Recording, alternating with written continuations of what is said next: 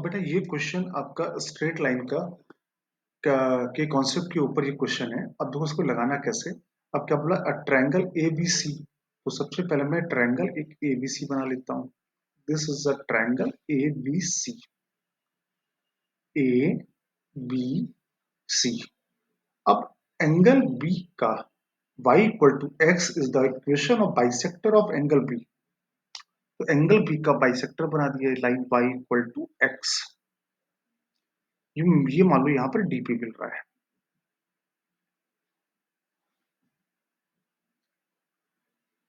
Bisector AC को ये यहाँ पर डी पे मिल रहा है।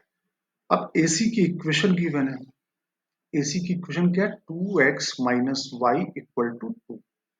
अब मैं अगर AC और BD को सॉल्व कर लूँ, मतलब y इक्वल टू एक्स और इसको सॉल्व करो तो y इक्वल टू एक्स यहाँ रखा तो x इक्वल टू 2,2 आ गया, पॉइंट D मिल गया। अब इसके बाद में क्या बोला है, AB upon BC। AB upon BC equal to 1:2। A B 1 है और बी सी 2 है। ठीक है, यहां तक हो गया। पॉइंट ए के कोऑर्डिनेट दिए हैं 4,6 और पॉइंट बी के कोऑर्डिनेट दिए अल्फा कॉमा बीटा। तो आपसे अल्फा प्लस 2 बीटा की वैल्यू पूछी गई है। अब तो बड़ा इस प्रॉब्लम को दो तरीके से लगाया जा सकता है, दो तरीके से। एक तरीका तो बहुत आसान हो जाएगा जिसमें आपको कॉन्सेप्ट यूज करना पड़ेगा। इस प्रॉब्लम का कॉन्सेप्ट क्या होगा कि किसी भी ट्रायंगल में जो इंटरनल एंगल बाइसेक्टर होता है, क्या होता है इंटरनल एंगल बाइसेक्टर, पहला तो काम क्या करता है, ये A B upon B C equal to A D upon C D. A B upon B C equal to A D upon C D. और A B upon B C कितना होगा, 1:2। एक कॉन्सेप्ट तो ये यूज हुआ। और second concept क्या use होगा, जो इंटरनल एंगल बाइसेक्टर होता है, करेक्ट। तो इसका जो एक ये वर्टेक्स होता है, ये वर्टेक्स इसके अपोजिट साइड पर इस लाइन के अबाउट, मतलब बाइसेक्टर के अबाउट, मतलब कहने का vertex A image about bisector. Bisector का मतलब क्या, y equal to x. A का image y equal to x के about will lie on opposite side. Opposite side का मतलब क्या हुआ, BC। मतलब 4,6 का y इक्वल टू एक्स के अबाउट जो मिरर इमेज बनेगा वो यहाँ पे कहीं पर लाई करेगा, दैट इज 6,4। मैंने ये की कॉन्सेप्ट यहाँ पे यूज कर लिया है। क्लियर है सारे बच्चों को, यहाँ तक बात समझ में। अब बस, अब हमको पॉइंट ए पता है, पॉइंट डी पता है, किस रेशियो में डिवाइड कर रहा है वो रेशियो पता है। पॉइंट सी मान लिया x1 y1। तो मैंने यहाँ पे लाइन खींची ऐसे, ये ए कितना है 4,6, डी कितना है 2,2 और सी कितना है x1 y1। ये आ गया 1, ये आ गया 2।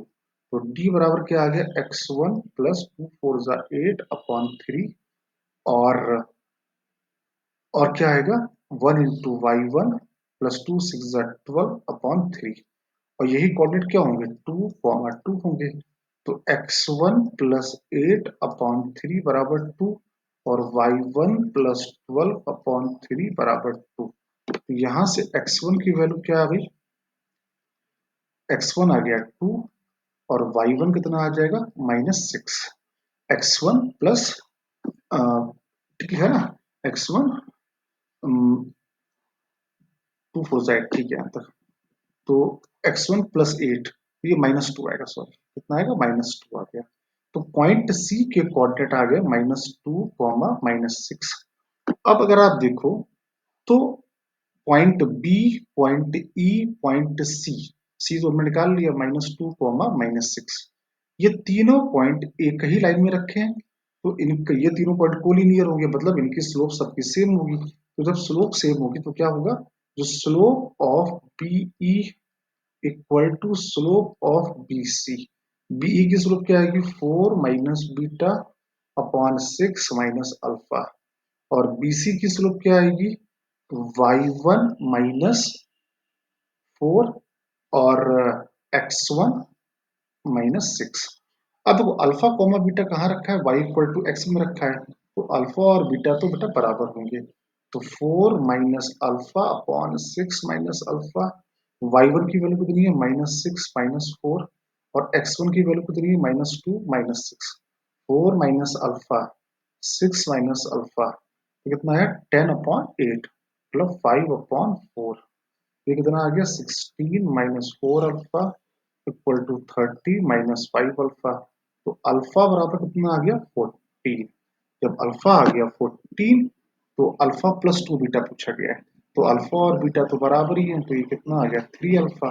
3 अल्फा का मतलब 42। 42 इज द आंसर। तो इस प्रॉब्लम को हमने एक मेथड 1 से सॉल्व किया, जहां पर हमने इसकी ये वाली प्रॉपर्टी का यूज कर लिया। बाई चांस बच्चे को ये प्रॉपर्टी याद ना आए तो इस सवाल को लगाने का कोई और तरीका भी है। हाँ, इस सवाल को लगाने का एक और तरीका भी हम लोग यहाँ पर निकाल सकते हैं। क्लियर है सारे बच्चों को? One more method can be find out. कैसे निकाल सकते हैं? जैसे यहाँ पर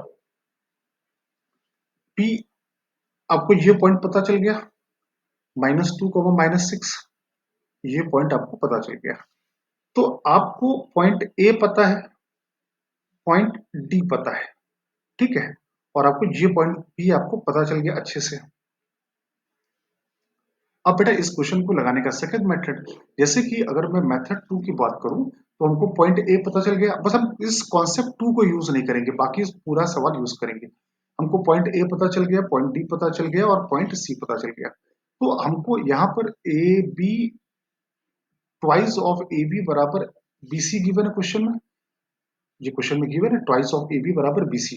तो ट्वाइस ऑफ ए बी लगा दो, पॉइंट ए पता है, पॉइंट बी पता है, तो ट्वाइस ऑफ ए बी लगाओगे तो कितना आएगा 4 माइनस अल्फा का होल स्क्वायर 6 माइनस अल्फा का होल स्क्वायर।